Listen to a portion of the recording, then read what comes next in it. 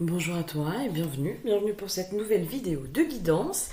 Guidance, on va dire libre. Enfin, j'ai pas mis d'intention. Enfin, la seule intention que j'ai posée, ce serait quoi les messages du moment pour le collectif de ma chaîne. Donc voilà, ceux qui me suivent régulièrement. Quels seraient les messages que vous avez besoin d'entendre en ce moment? J'avais pas forcément l'énergie pour un tirage à choix, j'avais envie de faire une guidance, j'ai envie de faire une guidance. Mais pour un tirage à choix, pour l'instant, je n'ai pas encore assez d'énergie pour pouvoir en faire. Mais je sais que ça va revenir. Je sais que voilà, je suis dans un process en ce moment qui fait du bien. Si tu me connais pas, bienvenue. Si tu me découvres, bienvenue. N'hésite pas à liker, à t'abonner, à partager, à commenter aussi. Si vous voulez soutenir le travail voilà, de ceux qui font des tirages ou comment dire, des créateurs de contenu sur YouTube ou sur les autres réseaux, vous pouvez soutenir en mettant des likes, en mettant des commentaires, en partageant, en faisant toutes ces petites choses-là. Donc voilà, n'hésite pas si tu me découvres, bienvenue. Si vous souhaitez un accompagnement avec moi, tout est dans le descriptif de la vidéo. Vous avez ce que je propose sur mon site internet. Voilà. Et puis au niveau en ce moment des actualités, pour l'instant, je ne propose pas pour l'instant de choses un peu collectives. Ça aussi, je l'ai mis un peu en stand-by. Voilà, je sens que j'ai surtout besoin de me recentrer. Je vous partage aussi une compréhension que j'ai eue cette semaine en ce qui concerne la visualisation. Vous savez, on parle souvent de visualiser ce que l'on désire, visualiser les choses que l'on souhaite obtenir. Moi, j'ai pu tester, ça marche. On va être franc, je sais que ça marche. Par contre, de ce que j'ai compris, parce que je suis comme vous, je suis en chemin. Voilà, il y a des fois, il y a des choses qu'on teste, on voit que ça marche, puis après, on comprend pas pourquoi ça marche plus, etc., etc. Et de ce que j'ai compris, c'est que la visualisation, en fait, il faut que tout soit aussi aligné et qu'on soit complètement au clair avec vraiment ce que l'on veut. Je parle pas forcément d'être dans du détail. Vraiment, je pense pas qu'il faille ça. Par contre, c'est d'aller ressentir, ok, quand je nomme à voix haute ou quand j'exprime mon désir, est-ce que je sens une petite résistance ou une réticence ou une petite réaction de mon corps qui fait que ça met une petite crispation. Des fois, c'est très subtil. Vraiment, ça peut être très, très, très subtil. Moi, j'ai compris que je parle par exemple au niveau de mon entreprise, que j'avais encore des peurs à aller explorer qui faisaient que aujourd'hui j'arrive pas à être dans l'expansion, j'arrive pas à tout ça. Et en fait, à chaque fois que je disais mais non mais moi je veux vivre de mon entreprise, je sentais une espèce de peur, de crispation. Il y a le désir conscient, il y a ce que l'on désire, ce que l'on veut, ce que l'on souhaite, et ça, je pense que ça c'est une vérité. Enfin, voilà. Mais il y a aussi ce que l'inconscient traverse aussi, ce que ça réveille comme blessure, comme peur, comme toutes ces choses là. Et du coup, vu que j'ai eu un peu plus de temps, là, ça y est, je suis entre guillemets en vacances. Je suis allée un petit peu à me confronter à mon intériorité. Je sentais que j'en avais profondément besoin. Et en fait, je suis allée voir la peur qui se cachait derrière. Et quand j'ai compris cette peur, la visualisation a pu se remettre en marche de façon naturelle.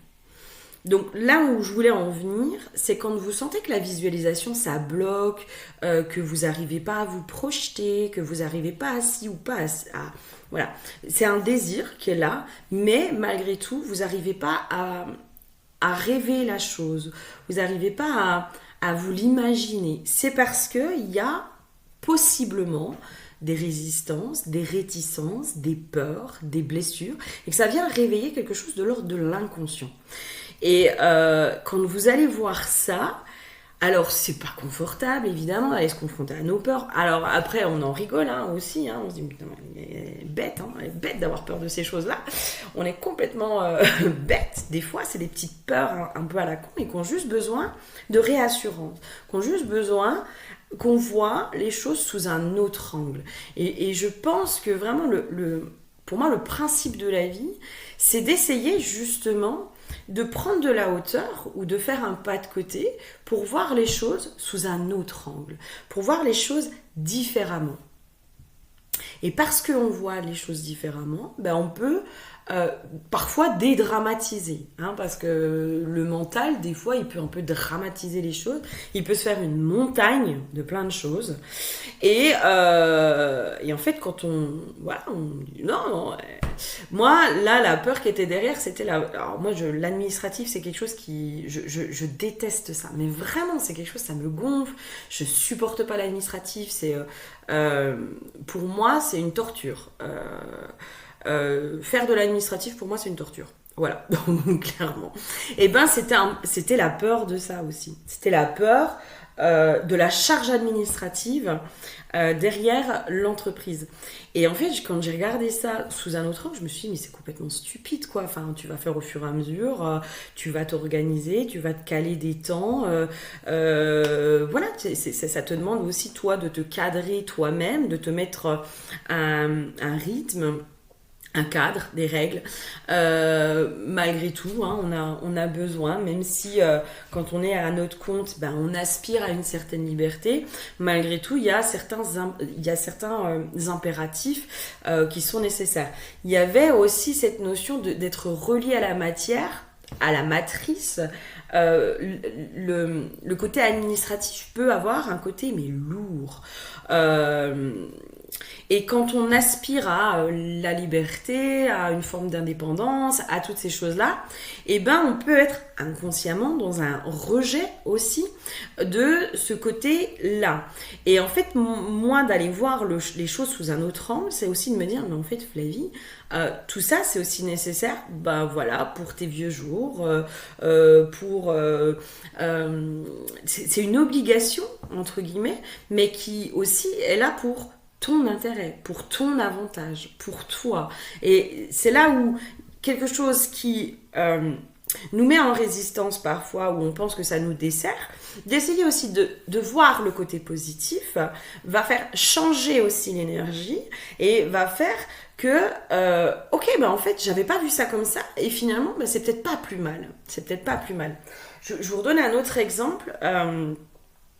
Sur la culpabilité. On va prendre l'exemple de la culpabilité parce que moi, c'est en ce moment dans les conversations, ça peut être des choses qui peuvent remonter ou est-ce que, comme beaucoup de choses, on a diabolisé la culpabilité. Alors, c'est pas confortable de ressentir de la culpabilité, c'est une évidence, mais la culpabilité, elle nous permet aussi, à chaque fois, d'être dans un respect de valeur, elle nous permet de faire attention à l'autre, elle nous permet une certaine empathie, elle nous permet aussi toutes ces choses-là. La culpabilité à l'extrême n'est pas bonne parce que elle nous fait du mal, elle nous coupe aussi de notre essence, de tout ça, mais ne pas avoir du tout de culpabilité, c'est pas bon du tout. Enfin, quand vous avez aucune culpabilité, je suis désolée, mais vous frôlez des maladies un peu mentales qui sont pas bonnes. Et en fait, encore une fois, c'est remettre toujours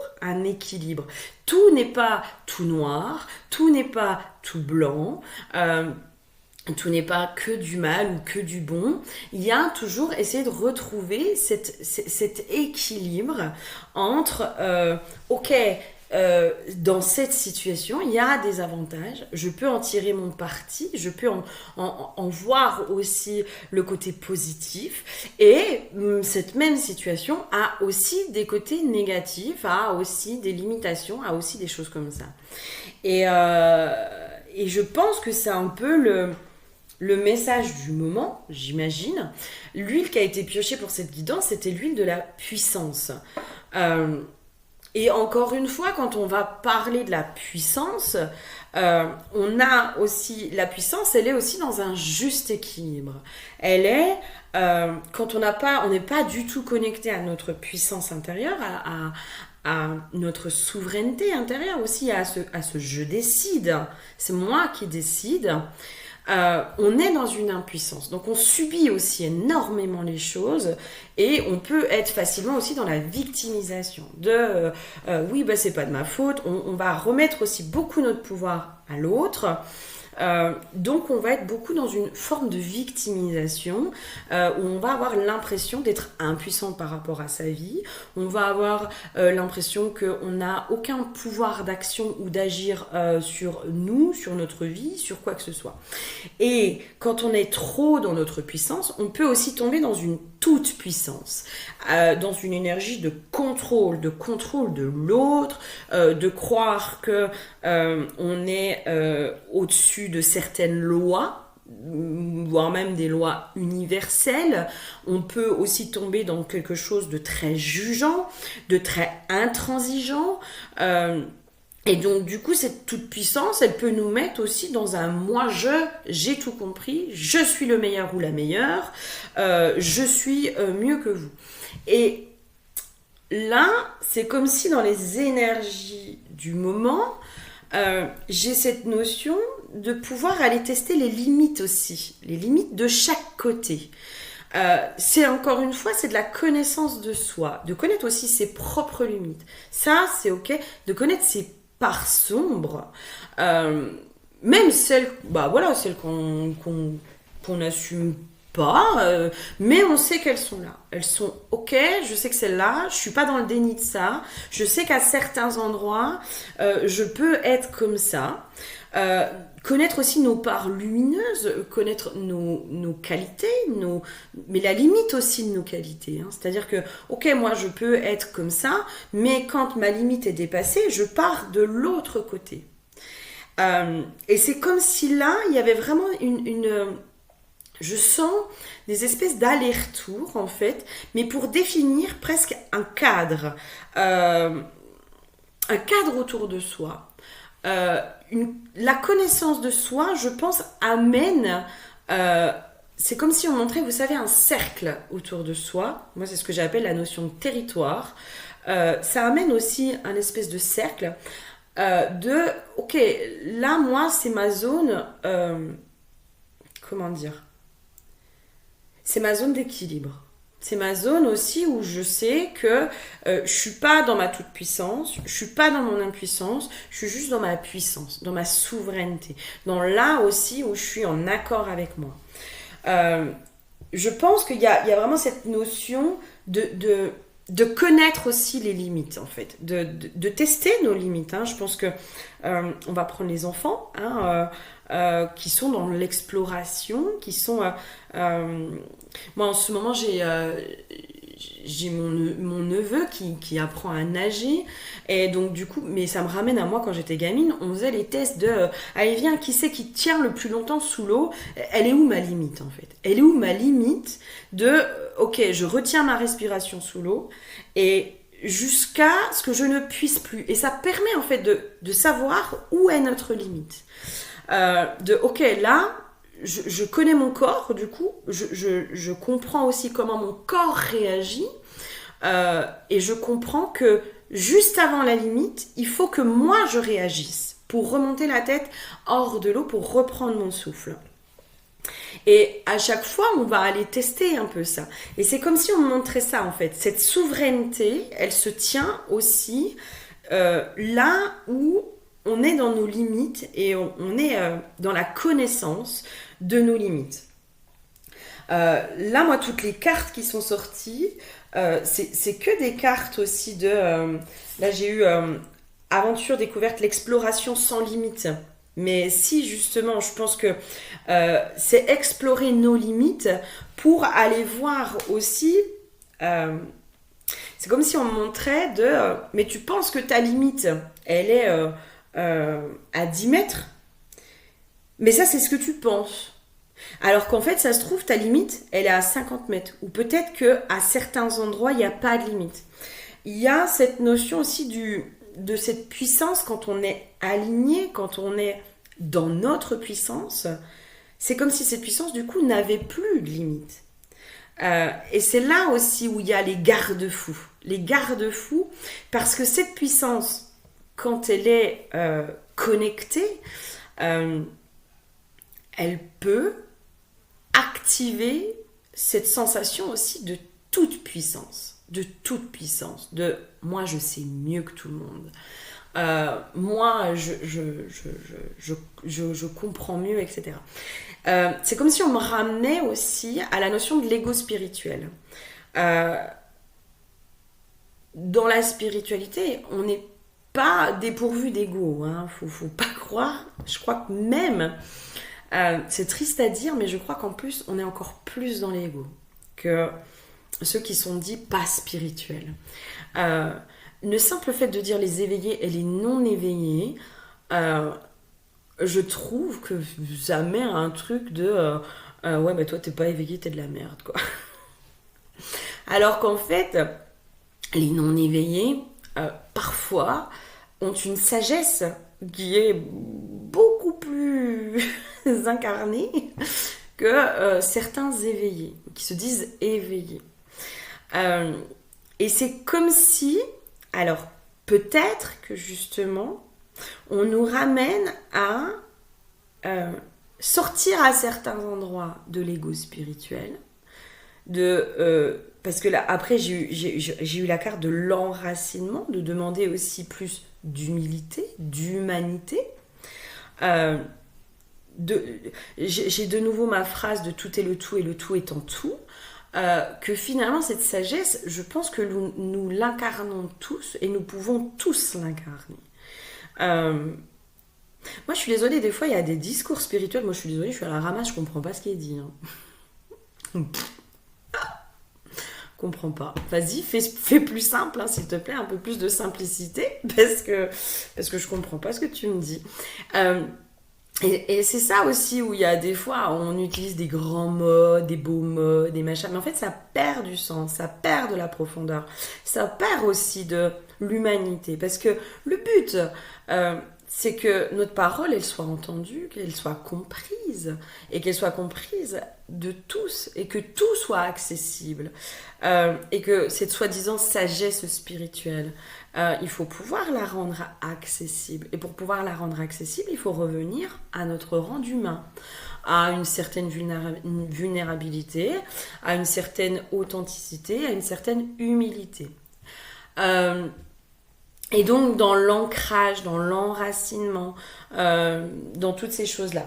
J'avais aussi les plantes médecines faites éclore les graines de votre destinée. La mouche, tu vas pas m'enquiquiner pendant 107 ans, s'il te plaît.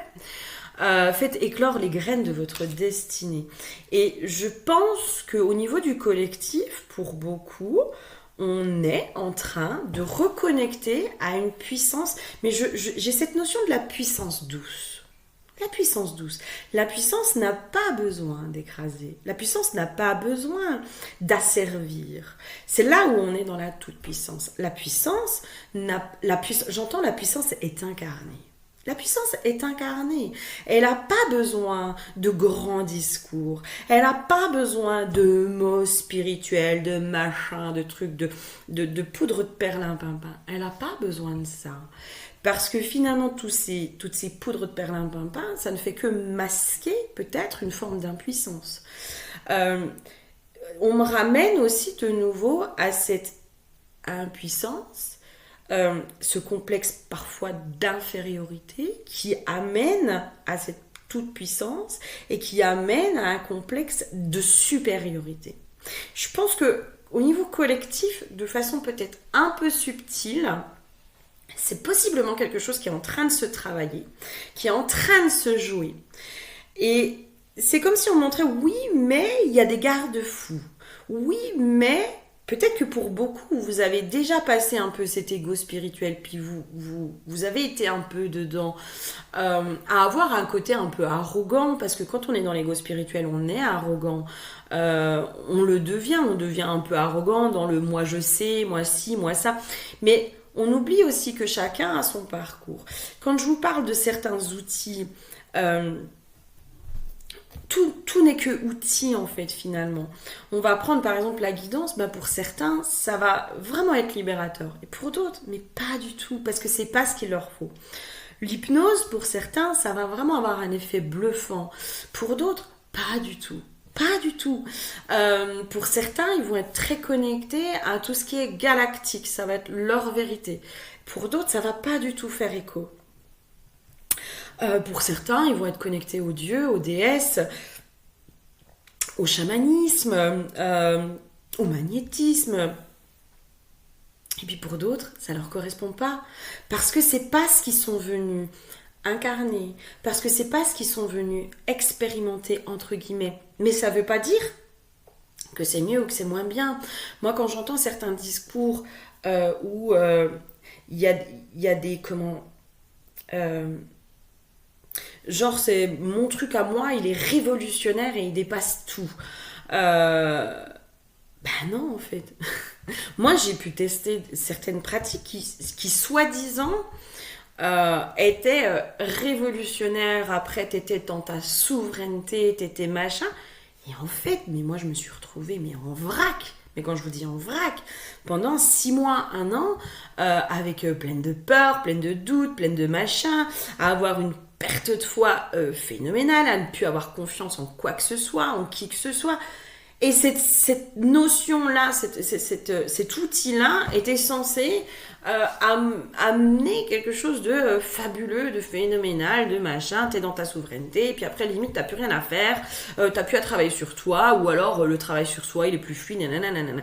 Alors qu'en fait, je suis pas d'accord avec ça. Moi, dans ma vérité, la mouche, mais elle se pose sur moi. Moi, dans ma vérité, voilà. On va aller voir la symbolique de la mouche. Hein.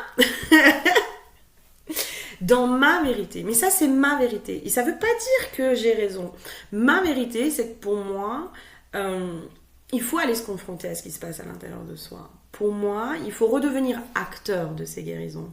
Pour moi, entre guillemets, la guérison, c'est un chemin. Voilà, c'est un chemin de conscience, de tout ça. Mais tout le monde ne va pas vivre ce chemin d'aller autant dans les profondeurs. Il y en a, des soins de magnétisme, de temps en temps, ça leur convient. Ça leur convient, ça permet de réaligner les chakras, ça permet d'aller épurer les petites énergies qui sont négatives, etc. Mais parce qu'ils n'ont pas besoin de plus. Parce qu'ils n'ont pas un chemin... de profonde connexion à l'être. Ils n'ont pas ce chemin-là. Et c'est ok, en fait. Et en ça, c'est pas péjoratif ou c'est pas négatif. On me ramène aussi à, vous savez, cette espèce de fausse bienveillance.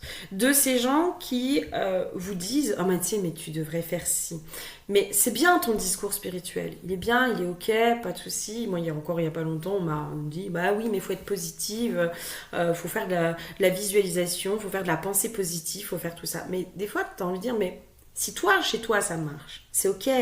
Moi, mon chemin m'amène à une profonde connaissance de moi-même.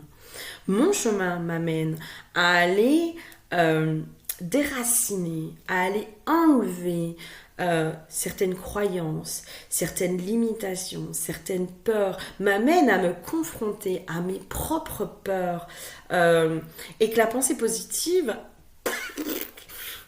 parfois me fait plus de mal. Et je ne dis pas qu'il ne faut pas l'utiliser.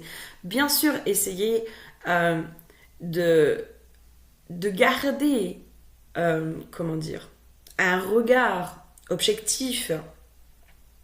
Et si on n'y arrive pas, c'est ok. Peut-être que parfois, et ça encore une fois, c'est pas donné à tout le monde, et ça encore une fois, c'est pas le chemin de tout le monde, mais parfois il faut aller plonger justement dans les parts sombres, dans les parts d'ombre. Mais encore une fois, on me ramène, mais tout le monde n'a pas le même chemin. Et quand je vous parle de cette fausse bienveillance, qui est beaucoup dans la spiritualité, je trouve, hein, dans ces bons conseils, voilà, sortis de la boîte à outils, ah bah faut que tu fasses ça, ah bah faut que tu fasses ça.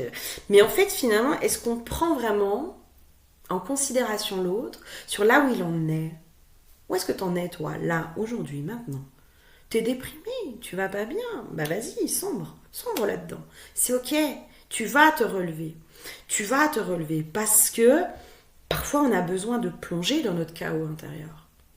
Parce que parfois on a besoin justement d'être accompagné dans, euh, dans ce chaos intérieur. Parce que, ben non, à cet endroit-là, j'arrive pas à être positive. Parce que j'ai essayé et je me suis leurrée, etc., etc. Euh, ok. Euh, Après, j'avais le totem du léopard. Vous avez le pouvoir d'accomplir tous vos rêves.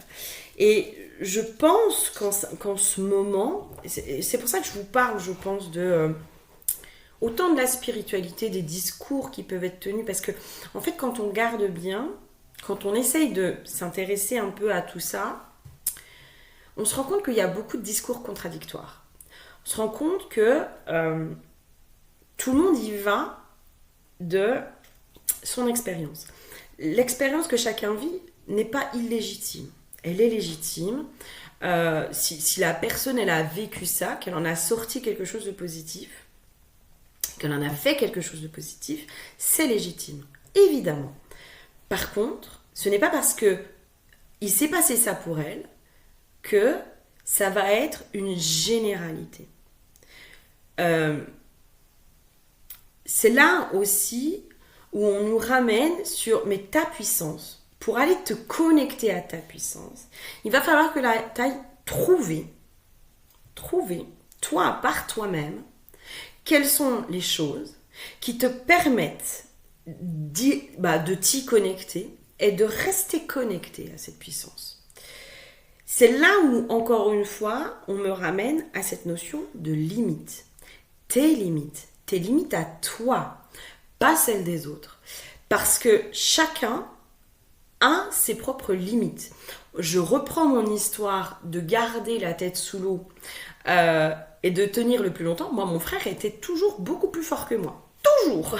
Moi, à chaque fois, j'avais pas le souffle. Pas du tout. Pas l'endurance, la fille. Pas du tout, pas du tout. Mais ça veut pas dire qu'il était mieux, moins bien. Lui, ses limites, à cet endroit-là, étaient beaucoup plus larges que les miennes. C'est là, en fait, où on vous ramène à vos limites, à vous, en fait. Qu'est-ce qui fait, où est le point de bascule qui fait que tu vas tomber dans l'ego spirituel? Où est le point de bascule qui fait que tu vas tomber dans un sentiment d'impuissance? Où est le point de bascule où tu te déconnectes de toi, de ta souveraineté, de ce qui est bon pour toi? Moi, je me rends compte de plus en plus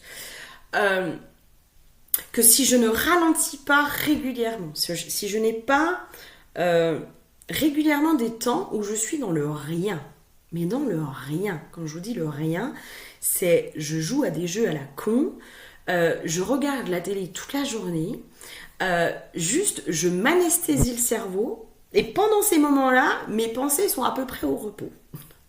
À peu près. Ça, c'est des choses qui sont nécessaires pour moi. Moi, je ne peux pas. Alors, même si je suis relativement sociable, je ne peux pas être tout le temps dans la socialisation. Les gens me fatiguent, m'épuisent. Probablement aussi que j'absorbe beaucoup et que j'ai pas encore trouvé comment me protéger, entre guillemets. En tout cas, ne pas absorber. J'y arrive de plus en plus. Hein. Je pars de loin. C'est ce que je voulais aussi vous dire, c'est qu'on n'a pas tous le même vécu, on n'a pas tous vécu les mêmes choses, et on ne parle pas tous du même point de départ. Hein. Quand quelqu'un... Alors, c'est pas un jugement de valeur, hein, mais on ne peut pas comparer quelqu'un qui a souffert du divorce de ses parents, par exemple, ou qui a souffert, je sais pas moi, de du divorce de ses parents, qui a souffert d'un chagrin d'amour à l'adolescence. Enfin, je ne minimise pas la souffrance, hein. Mais on ne peut pas comparer à quelqu'un qui a vécu des grandes violences, qui a vécu de l'abus, qui a vécu de l'inceste, qui a vécu de la maltraitance physique et psychologique, qui a vécu... Enfin, moi, quand j'ai bossé en protection de l'enfance, j'ai vu des enfants, mais qui étaient fracassés, les pauvres gosses, mais complètement fracassés. La seule chose que moi, je me disais, mais je prie, je leur souhaite à ces enfants de pouvoir se construire et de pouvoir mener une vie d'adulte à peu près normale. Et bien là, on n'a pas tous le même point de départ. On n'a pas tous le même point de départ. C'est pour ça que c'est là aussi où ça ramène dans de l'humilité. Quand quelqu'un n'a pas vécu beaucoup de souffrance, dit à quelqu'un, il faut que tu fasses de la pensée positive, alors que la personne en face d'elle, elle a vécu mais une vie de merde. Mais quand je vous dis une vie de merde, elle a ramassé toute sa vie. Bah, excusez-moi, hein, mais franchement, c'est très déplacé, je trouve. C'est pour ça qu'à un moment donné, voilà, au lieu d'aller donner certains conseils, de machin, de trucs, au lieu aussi de dire, bah, tu devrais faire ça, bah, déjà repartir de soi. De dire, bah, moi, par exemple, moi, je fais de la pensée positive, ça m'aide. Voilà, peut-être que ça peut t'aider, mais en tout cas, moi, ça m'a beaucoup aidé. Voilà, au lieu de dire tu devrais faire ça, je trouve que juste ça, cette subtilité-là, de pouvoir juste transformer la même phrase, mais la dire différemment, et bien juste ça, je trouve que ça n'a pas le même impact. Parce que le tu devrais faire ça peut avoir aussi cette notion de culpabilisation, de dire à l'autre, mais enfin, mais pourquoi t'arrives pas à faire de la pensée positive ? Oh, bah je sais pas. Je sais pas, écoute, je suis encore dans mes traumas d'enfance, ou je suis encore dans certains de mes traumas de vie, où je me suis fait fracasser la gueule, ou... ouais, je sais pas, pourquoi je suis pas positive. Franchement, je comprends pas.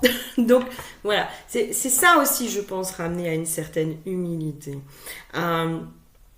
Et c'est là aussi où je parle de fausse bienveillance, de donner des conseils.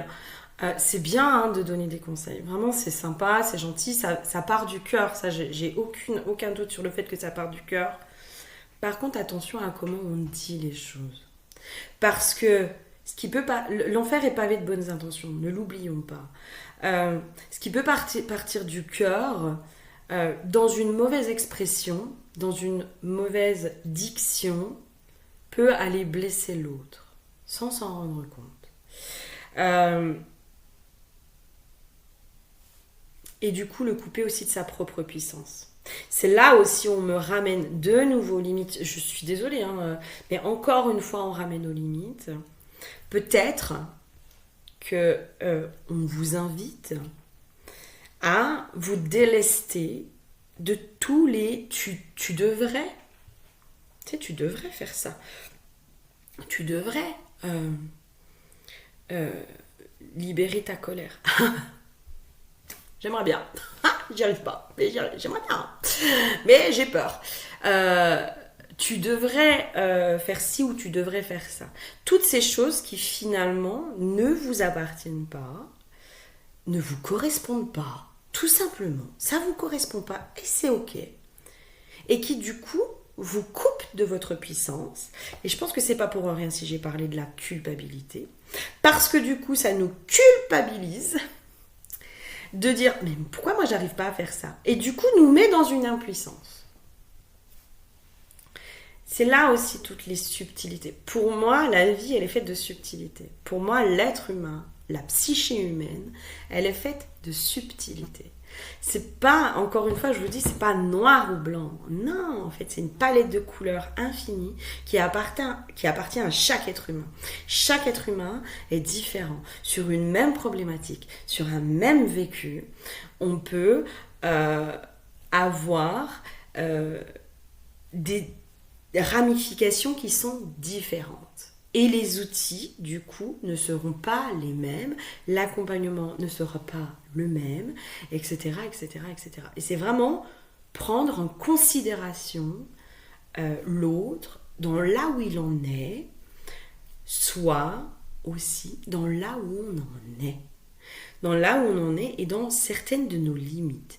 Il y a des choses, moi je sais que là, j'ai des choses à aller voir, je n'en suis pas là, je ne suis pas prête, parce que beaucoup trop douloureux, parce que ça va raviver des traumas sur lesquels je suis pas prête, je me sens pas suffisamment costaud aujourd'hui, forte, même si je sais qu'elle est là cette force. Mais pour certaines choses, non, j'en suis pas là. J'en suis pas là. Et peut-être que j'y serai pas là, enfin peut-être que j'y serai pas avant 10 ans, 15 ans, 20 ans, 30 ans, ou peut-être que j'y serai pas du tout. Et c'est là aussi où on vous ramène à vos limites. À vos limites. Tes limites à toi ne sont pas celles de ton voisin, de ton conjoint, de ta sœur, de ta mère, les miennes ou quoi que ce soit.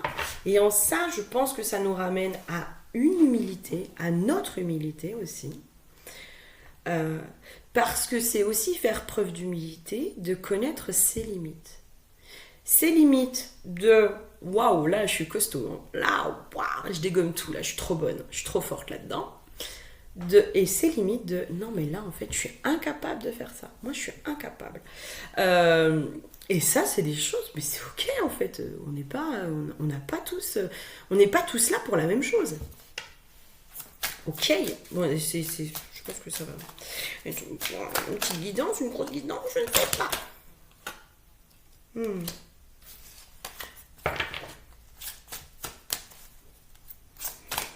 Ok.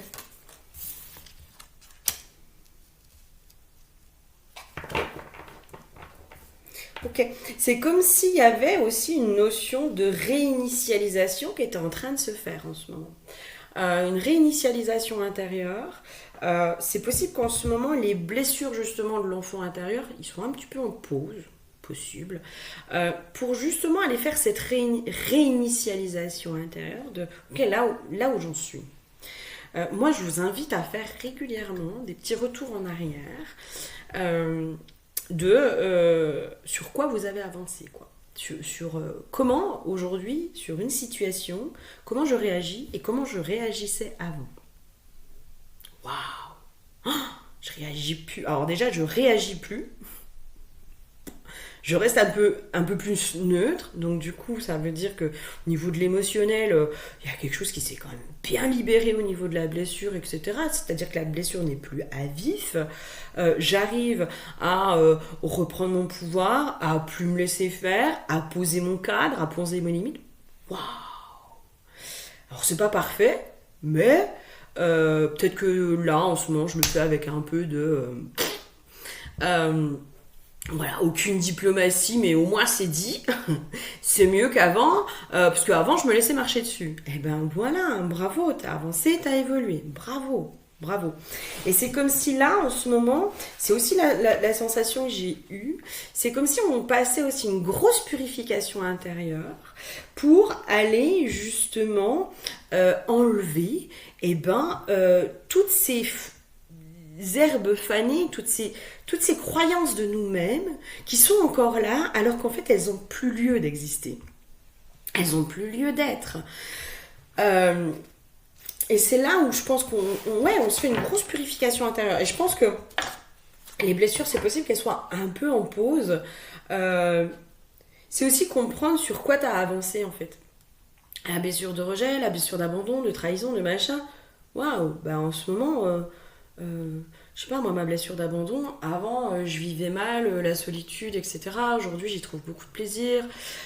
C'est peut-être aussi comprendre que ce que j'ai cru être de l'abandon, en fait, finalement, c'était du rejet, ou c'était de l'injustice, ou la blessure qui se cachait encore derrière, c'était autre chose. Voilà, c'est des choses comme ça.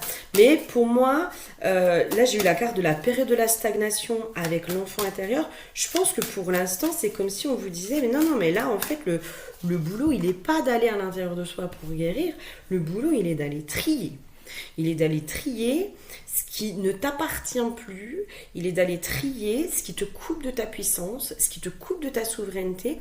Mais dans ce qui te coupe de ta souveraineté, c'est aussi des croyances que tu as sur toi-même qui sont aujourd'hui obsolètes ou dépassées. C'est des croyances de ah ben moi j'ai une grande blessure d'abandon. Ah ouais?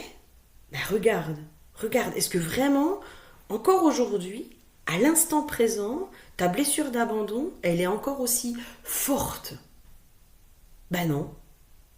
Alors ok, t'as peut-être encore des petits moments où la dépendance va s'activer, où la blessure va s'activer. Mais, dans l'ensemble, cette blessure-là a été quand même bien dégrossie. Mais t'es encore bloqué peut-être sur ben moi je suis comme ça. C'est comme si on faisait une réinitialisation finalement de la personne qu'on est aujourd'hui. On me ramène encore à cette notion de territoire et de limite. De territoire et de limite.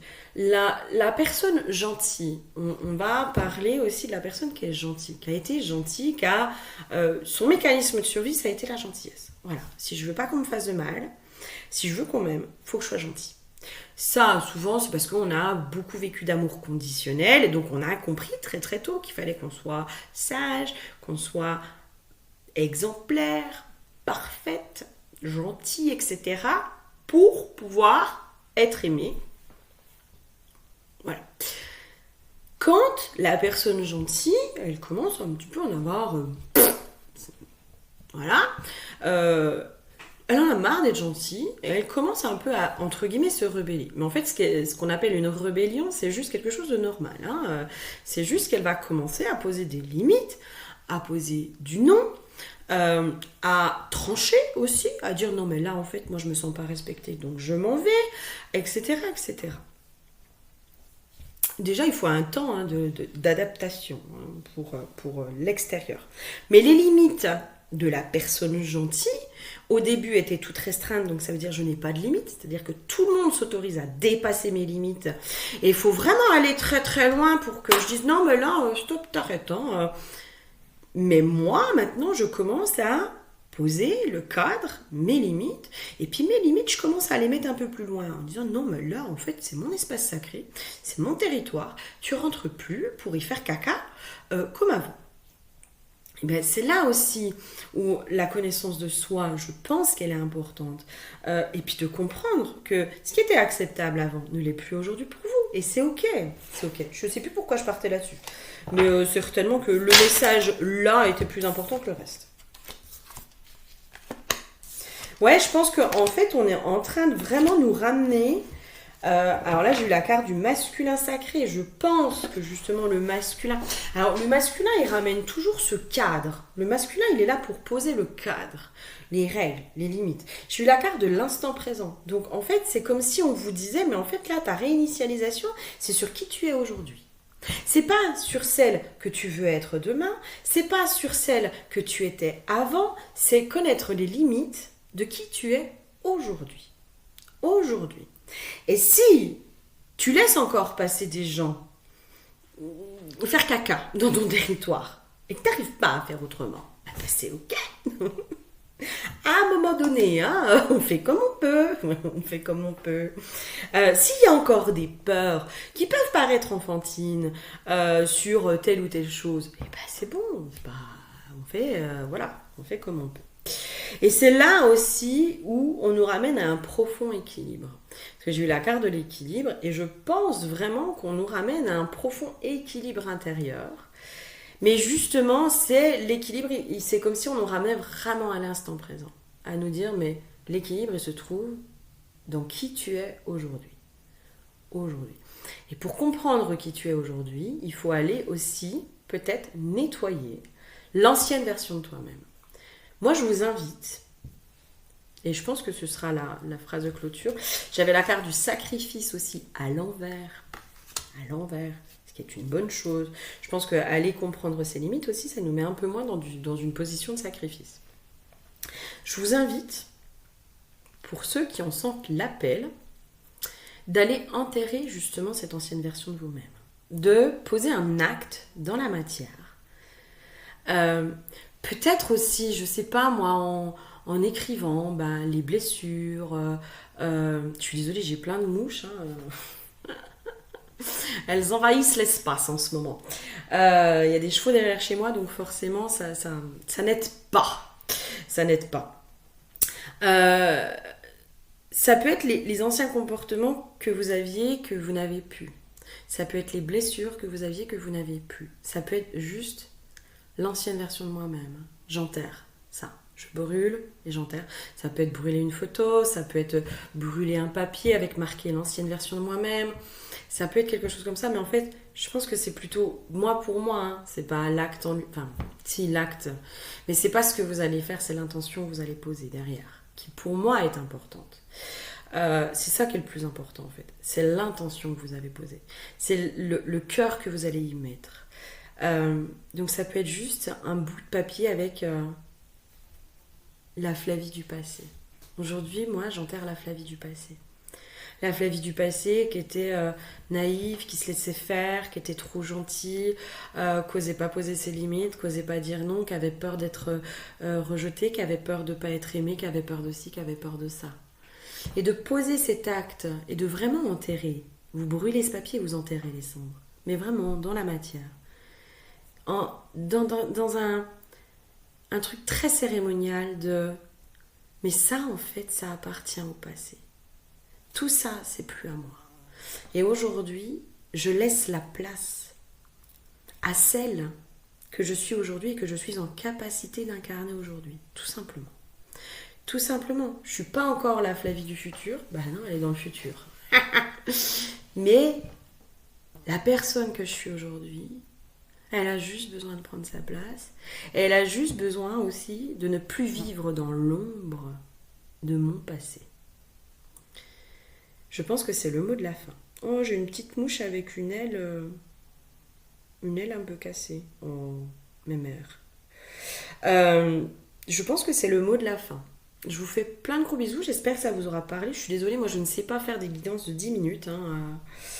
Voilà, je sais pas. Un jour, je saurai peut-être ou pas. Et puis ceux à qui ça plaît pas, il y a plein de gens qui font des guidances de 10 minutes. Donc allez-y, allez les voir. Je vous fais plein de gros bisous. Je vous dis à très bientôt, prenez soin de vous. Et puis n'hésitez pas à me faire un petit commentaire pour me dire si ça vous a parlé, si c'est ce que vous sentez que vous êtes en train de traverser en ce moment. Cette espèce de réinitialisation de vous-même. N'hésitez pas à me faire un petit commentaire. Je vous fais plein de gros bisous et je vous dis à très bientôt. Bisous bisous.